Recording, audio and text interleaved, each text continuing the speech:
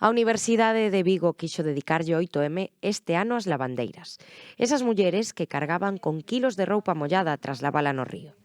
Dende a Unidade de Igualdade sinalan que queren recoñecer o papel das mulleres traballadoras que rompen cos estereotipos de xénero.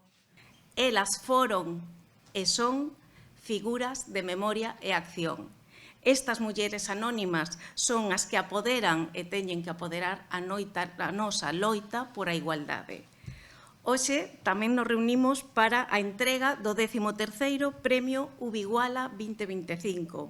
Un premio que é un compromiso coa igualdade de xénero da Universidade de Vigo a persoas, servizos, grupos ou colectivos que destaquen por facer algunha actividade en prol á igualdade.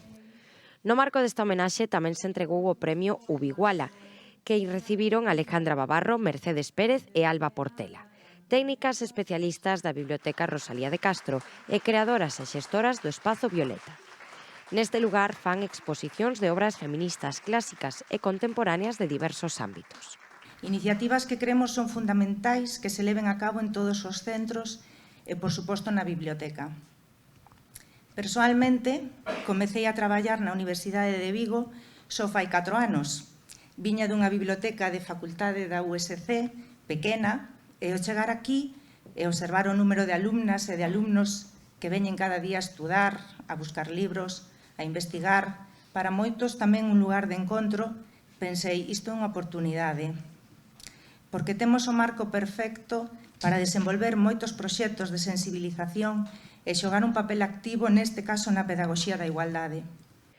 Pechou o acto Manuel Reigosa, reivindicando a necesidade de que a universidade sexa que lidere o progreso da nosa sociedade cara a un mundo máis xusto e igualitario.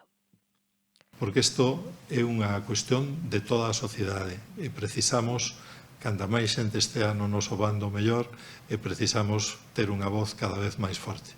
Dende logo, a voz máis forte é a das persoas que levades moitísimo tempo traballando nisto e, dende logo, sempre poderedes contar, creo que podo dicirlo en plural, co equipo da Universidade de Vigo e coa institución Universidade de Vigo que está absolutamente comprometida. Así que, de novo...